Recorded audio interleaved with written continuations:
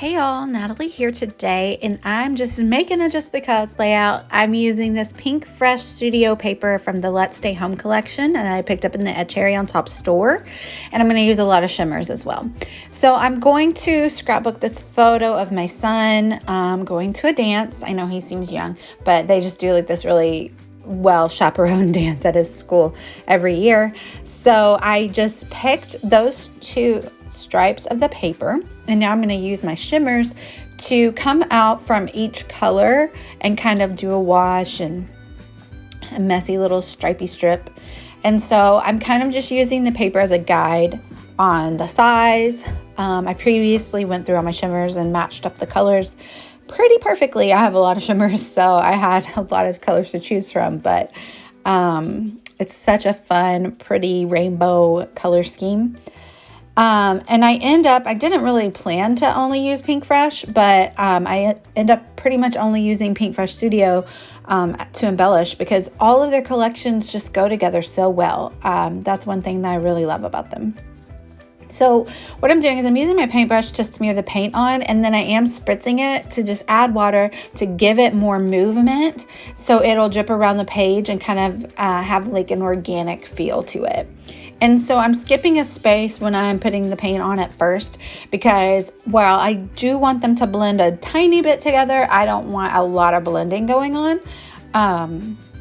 So yeah, that's why I am kind of giving space.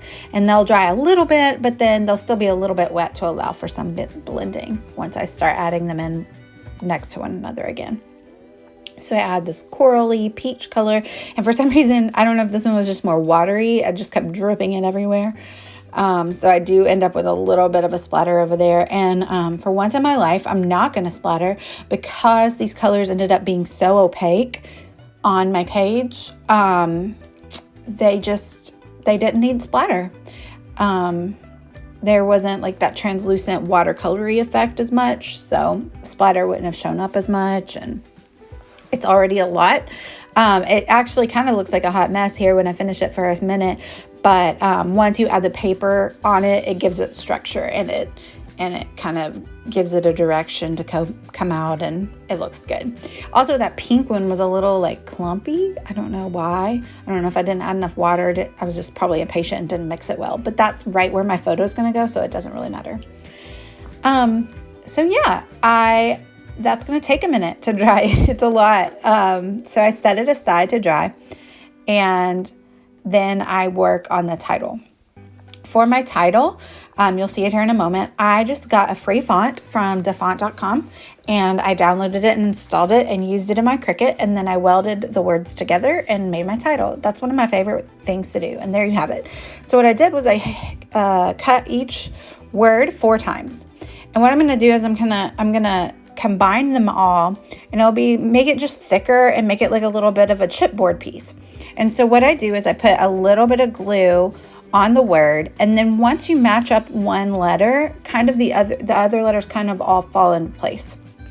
So I wanted a really thick title. I wanted it to come off the page a little bit, but I also want to use glossy accents on it, and glossy accents is a lot of liquid to give it this glossy, cool, like enamel feel, and so it needs to be on a super sturdy bit of paper. So that's why I combined 4 together, and it really didn't take that long.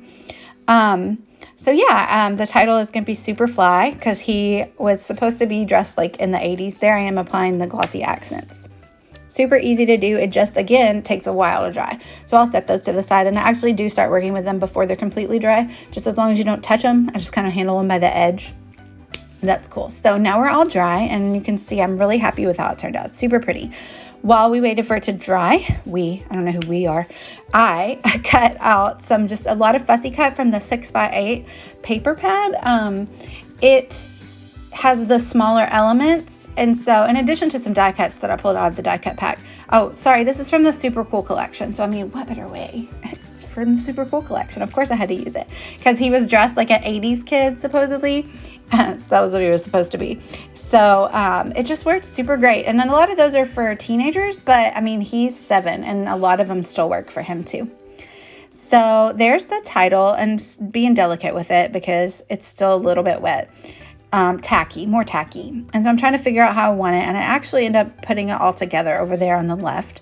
And so I'm going to color block and put all of the embellishments down, all the die cuts and all of the little fussy cut bits down on the colors that they go with.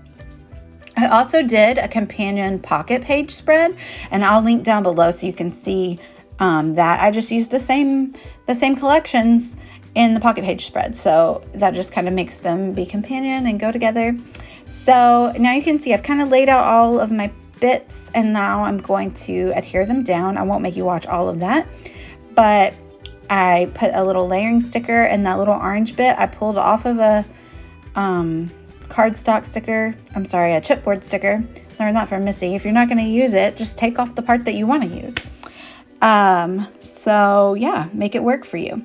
So now I'm going to adhere down all of these colored pieces in the correct color that they go in. Like the backpack is green and blue, so I kind of like made it go over both of the sections. But that's about it. I really appreciate you guys watching. I'm going to link down below to the Cherry on Top store. It's my affiliate link. If you'll use it, I'd really appreciate it. And I'll link to the pictures of the accompanying pocket page too. I was this page I just did for fun. And yeah, it was fun. I like how it turned out. And it did these photos, some of my favorites of my son that I've taken this year. It did them justice. So let me know if you have any questions, and thanks for watching, y'all. Bye.